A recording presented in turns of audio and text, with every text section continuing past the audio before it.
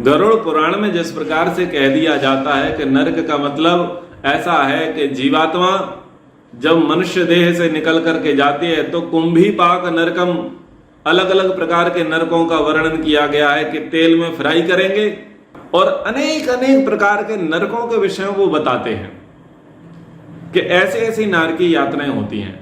इन महापंडितों को यह बात पता नहीं है कि शरीर छोड़ने के बाद आत्मा तो निष्क्रिय हो जाता है, और आत्मा को कहा जाता है नैनम छिन्दन्ति शस्त्राणि नैनम दहति पावका न चैनम किले द्यन्त्यापो न शोषयति मारुता।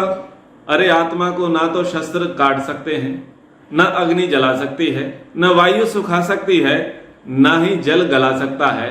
फिर आपने तेल में किसे फ्राई किया?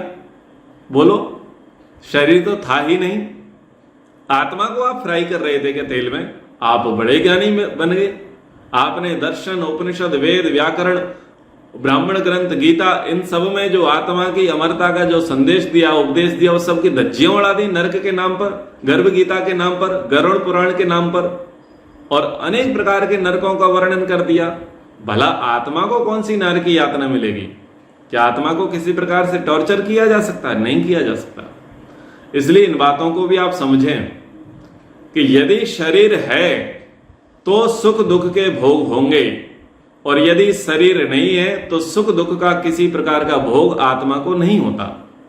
और आत्मा एक शरीर छोड़ करके दूसरे शरीर में प्रविष्ट चुटकी बजाते हो जाता है। अधिक समय आत्मा को नहीं लगता।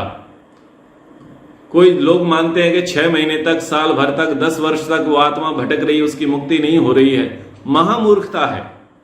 आत्मा की मुक्ति तो सदकर्मों से होती है, और भटकती हुई आत्मा तो आप और हम हैं, जो अभी मनुष्य देह में है, जो पशु देह में है, जो पक्षियों के देह में है, जो वृक्ष वनस्पतियों की देह में है। ये सब भटकती हुई आत्मा है।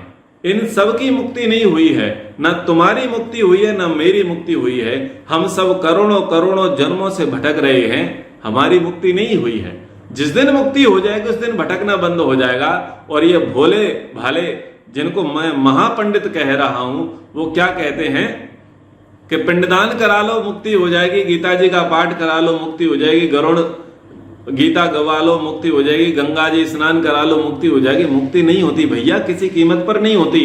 ये मुक्ति तुम्हारा भ्रम है, तुम्हारी मूर्खता है, तुम्हारी अविद्या है, तुम्हारा अज्ञान है। आत्मा की इस प्रकार से कोई मुक्ति नहीं होती।